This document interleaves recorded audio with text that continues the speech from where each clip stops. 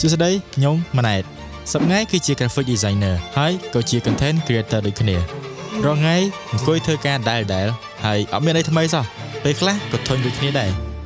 So today ខ្ញុំនឹងមកធ្វើការសាក designer poster មួយដែលខ្ញុំអត់ធ្លាប់បានធ្វើពីមុនអញ្ចឹងកុំឲ្យខាតពេលយូរយើងនឹងទៅមើលទាំងអស់គ្នា Let's go ជាដំបូងខ្ញុំចូលទៅក្នុង Pinterest ដើម្បីទៅរកមើល inspiration ក្រែងមានអីដែលថ្មីខ្លះបន្ទាប់មកខ្ញុំក៏បានអង្គុយមើលវាមកស្ទុះហើយក៏ខ្ញុំចាប់អារម្មណ៍ទៅលើ poster មួយ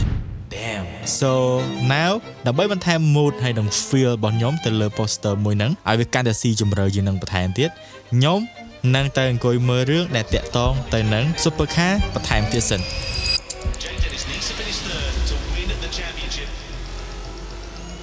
As it stands, this will be enough. There's only a handful of corners remaining as they come up the rise. Jake Dennis comes across the line and he becomes the ABB FIA Formula World Champion of Season 9 here in London. What a drive from Jake Dennis. What happens, baby?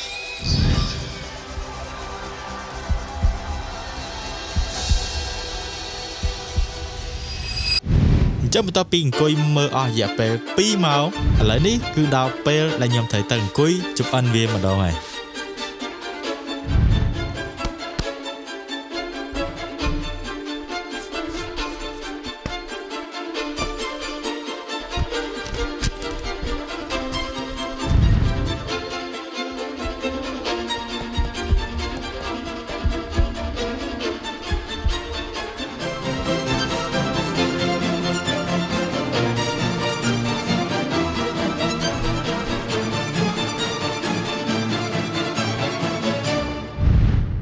ខ្ញុំបើក Photoshop បង្កើត document ថ្មី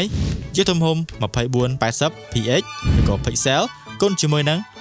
3508 pixel ដែលយកជាមួយនឹង resolution 300តែអត់តមានរូបផងហ្នឹងអញ្ចឹងតើរករូបជាមួយខ្ញុំអស់គ្នាសម្រាប់ poster នេះខ្ញុំជ្រើសរើសយកអ្នកប៉ណ្ណាំងឡានម្នាក់ដែលមានឈ្មោះថា Lando Norris អាយុ25ឆ្នាំតែគាត់គឺជាជនជាតិអង់គ្លេសសប្តាហ៍ថ្ងៃគាត់ចូលរួមជាមួយនឹងក្រុម McLaren និង Mercedesបើសិនខ្ញុំនិយាយអង់គ្លេសខុសកុំប្រកាន់ខ្ញុំអញ្ចឹងជាដំបូងខ្ញុំនឹងទៅរករូបឡានរបស់គាត់មុនគេអូខេខ្ញុំចុចមួយនេះបន្ទាប់មកខ្ញុំនឹងទៅរករូបផ្ទៃខាងក្រោយដែលខ្ញុំគិតថានឹងស័ក្តិសមជាមួយនឹង poster មួយនោះអូខេខ្ញុំយកមួយនេះបន្ទាប់មកខ្ញុំក៏ទៅស្វែងរក element ឬក៏ asset មួយចំនួនទៀតដែលខ្ញុំត្រូវធ្វើការដាក់ចូលទៅក្នុង poster មួយហ្នឹងអញ្ចឹងបន្ទាប់ពីខ្ញុំបានរករូបភាពឬក៏ element asset រួចរាល់អស់ហើយ So now back to Photoshopចឹងបន្ទាប់មកខ្ញុំធ្វើការកាត់ជាមួយនឹងរូបឡានរបស់ខ្ញុំ and then ខ្ញុំធ្វើការកែសម្រួលឬក៏កាត់ទៅយកផ្ទៃណាដែលខ្ញុំគិតថាវាអាចនឹងស័ក្តិសមជាមួយនឹង poster មួយនេះហើយបន្ទាប់មកខ្ញុំធ្វើការកែសម្រួលបន្ថែមទៀតទៅលើផ្លូវទៅលើផ្ទៃខាងក្រោយដើម្បីដាក់មកឲ្យវាស៊ីគ្នាទាំងនឹង composition ឬក៏បែរថា angle នៃឡានរបស់ខ្ញុំផងដែរបន្ទាប់មកធ្វើការបន្ថែមជាមួយនឹងពពកមេឃផងយើងហ្នឹងធ្វើឲ្យវាស៊ីគ្នាជាមួយនឹងផ្ទៃ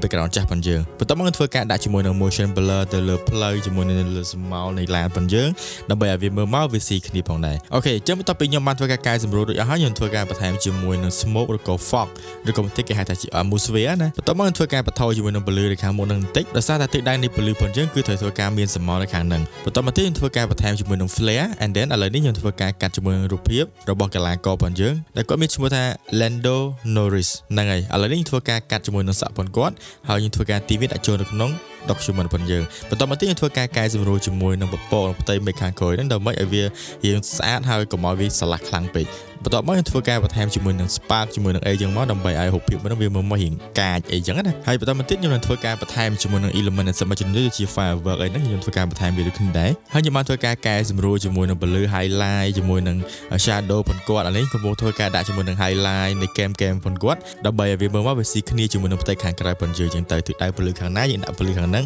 ស្មៅខាងណាយើងដាក់ស្មៅខាងហ្នឹងបន្ទាប់មកទៀតខ្ញុំធ្វើការបន្ថែមថយជាមួយនឹង blur flare ហើយខ្ញុំធ្វើការទាជាមួយនឹង highlight កន្លែងតម្រង់មុខគាត់បន្តិចដើម្បីឲ្យវា pop up ជាងហ្នឹងហើយជំហានបន្ទាប់នេះគឺខ្ញុំនឹងធ្វើការដាក់ជាមួយនឹងឈ្មោះរបស់គាត់ដែលយើងធ្វើការ change ជាមួយនឹង font ធ្វើម៉េចជ្រើសរើស font ណាដែលវាមានលក្ខណៈស៊ីគ្នាជាមួយនឹង adverb ផងយើងហើយបន្ទាប់មកបានធ្វើការបន្ថែមជាមួយនឹងកន្លែង credit ផងរឿងអាចថាដាក់ចឹងទៅគឺដើម្បីឲ្យវាមកបែបជា poster នៃរឿងអីចឹងទៅ